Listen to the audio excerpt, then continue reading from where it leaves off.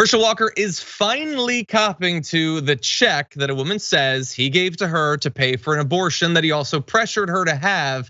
Now, he's not admitting to all of that, but he's right there on the cusp. Take a look at this.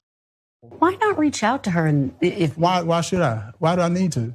NBC News has now spoken to that former girlfriend who provided us with what she says is a copy of a $700 check that Walker gave her to pay for the abortion and a receipt from the medical center in Georgia where she alleges it took place. NBC News is not revealing the woman's identity or the documents to protect the privacy of all parties. But we did show a copy of the check to Walker, who said the allegation he paid for an abortion isn't true. This is still a lie because she's the mother of my child. So you're going to see me a check or somebody giving a check. So that I'm saying it's a lie. Do you know what this $700 check is for? I have no idea what that can be for. Is that your signature on the check, though? Let me see. It could be. But it doesn't matter whether it's my signature or not. When pressed, Walker said definitively for the first time the check is his. Yes, that's my check. Why should voters believe you in this? Voters should believe word? me because I've been very transparent about everything I've ever done. Transparent to the extent that God, that guy can't lie. He is really, really bad at hiding when he's lying. And I don't just mean that it wasn't for an abortion, that obvious lie. Did you see the other lies in that? It might not have been super clear unless you've been covering this story for a long time. Now, he seems to understand, to the extent that Herschel Walker can be said to understand anything, that accepting that he wrote the woman the $700 check is going to be really damning. But he has a defense, and the defense is, well, hold on. You can't just assume that the $700 is for an abortion. After all, I give her checks because she's the mother of my child, so that's just a normal check that I would send to her. Except that they didn't have a child together for years after the abortion, years after the check was sent out.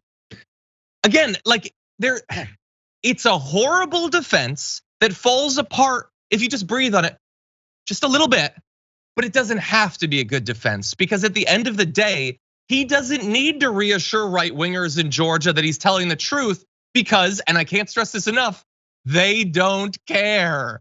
They don't care. Every single one of those Republicans who believes that abortion is literally murder and that if you assist someone in having an abortion, you are assisting in murder, do not care that he is, in their own eyes, a murderer. It is irrelevant. He can do his stupid thing where he pretends to need to put his glasses on to see the check. It can be transparent because the only thing that's more transparent is how little his base actually cares about the things they profess to hold as principles.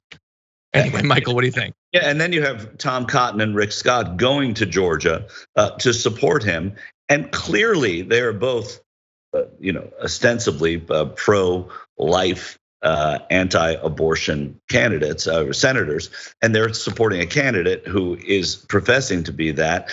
However, he has this checkered past. They don't care. They want that vote on the Senate floor, and they want to take Raphael Warnock's vote away. And so that hypocrisy is the kind of hypocrisy that we were talking about earlier, and that we talk about all the time. They don't care. They want the majority, and they don't. It doesn't bother them one iota that this guy is lying through his teeth about a check. What did he's saying? He wrote this check and then had a child 4 years later. He's saying he's putting a down payment on child support payments, which also presumes that if he were going to have had a child with this woman, he would not have been present in that woman's life to begin with. So you don't go in with sort of the prenuptial of child support payments. It's just crazy.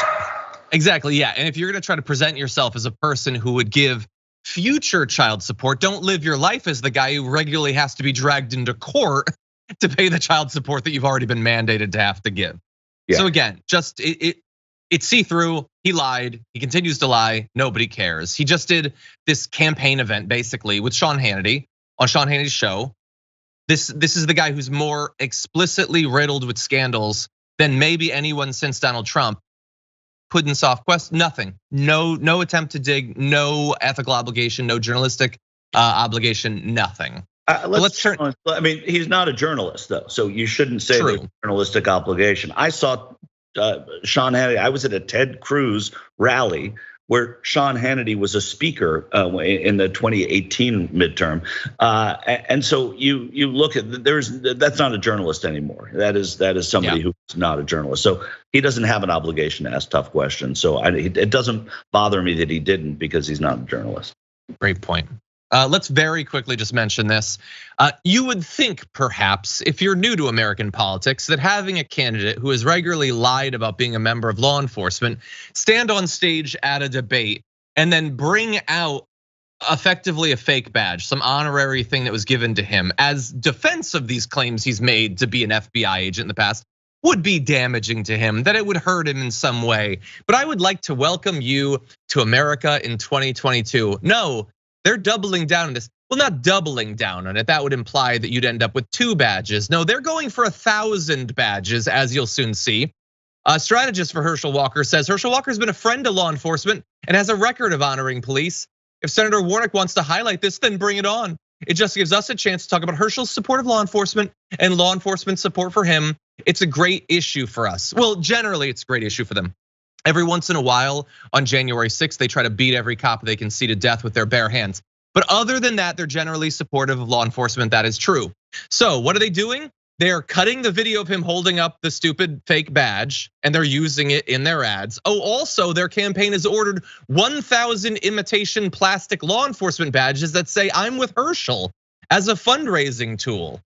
So you can get one of those, and you too can be an honorary police lieutenant like Herschel Walker is. No, but seriously, this is a comical, laughable, needless own goal from a candidate, and it is going to work. They're gonna raise a ton of money. Nobody's gonna care because nobody has any expectations for this guy. He can stand up there and act like a petulant, dim-witted 4-year-old, and the Republican base will just cheer all the louder. The race, by the way, is within a few points in the aggregate. And God only knows with the flaws in polling and enthusiasm and all that, Michael, God only knows he could end up being a senator. Oh, there's no question. I mean, I think we have to prepare for what we prepared for on an election night where we couldn't possibly see how somebody could elect this person A, because it's possible that person could win. There's a governor's race there. It is a red state that has 2 blue senators and went for Biden and Harris in 2020, but nonetheless is still, I would say, a very rurally dominant state. That Cobb County and Atlanta make up a big portion of that vote, but still, it's a big state, Georgia, and it's not a foregone conclusion, even with, and I've seen a lot of candidates who have made it to be the featured candidate, the number 1 for the party, the nomination for the party. This is probably the weakest, worst candidate in a serious race that I've ever seen, ever. Yeah. And it's a shame. I mean, it's a shame because of how insulting it is, but also that there are Republicans in that state who would have made better candidates.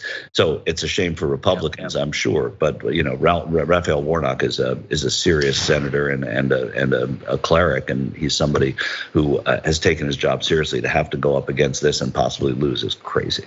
It is embarrassing, and we're gonna turn to that in just one sec. But first, I agree. I think he is the worst candidate. Like, there was a candidate not that many years ago that had to make an ad reassuring Republican voters that she was not, in fact, a witch. Right. And she doesn't look like the most embarrassing candidate anymore. For more political news, breakdowns, interviews, stories of activism, and me trying my hardest to care about the occasional big celebrity news story, subscribe to our YouTube channel at youtube.com/The Damage Report. And you can ring the bell wherever it is so you don't miss anything.